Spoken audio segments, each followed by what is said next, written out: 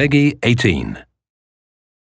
One of my earliest memories of music not coming from a traditional scene was the music for Metroid. I was completely caught up in that music.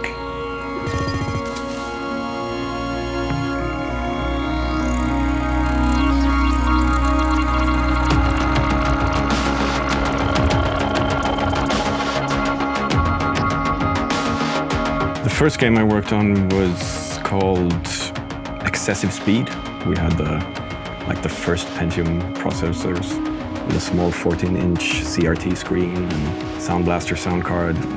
That was it, you know. Ground Control 2 was, well, we were still a small company, but we had a solid fan base. I felt we need to solidify the trust of the fans. I wanted to give them something more for the people who really liked the music from the first game. I'm still very proud of the music for World in Conflict. I was very lucky to start working close with the writer, and we had a close relationship discussing different characters, giving us a score that was much more married to what was going on in the game. It was half a year before the first E3. That's when I started writing the music, leading us into our first unveiling of the game.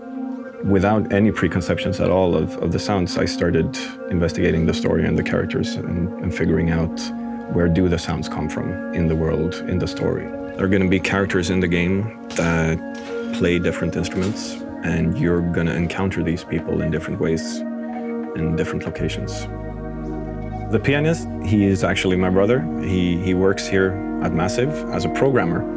We're really close. We've been doing music together for the last 15 years. And when the time came to record this music, I thought he would suit this character perfectly.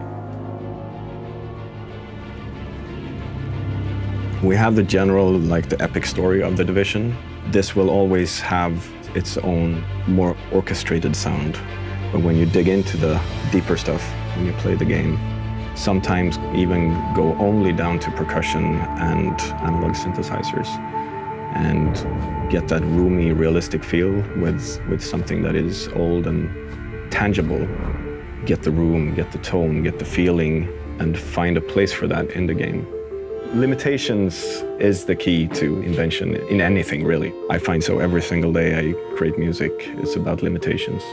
And what happens to people when society breaks down? They go back to their roots. I looked at different kinds of guitars and a lot of instruments that were brought to the US when people still didn't have records and things like that.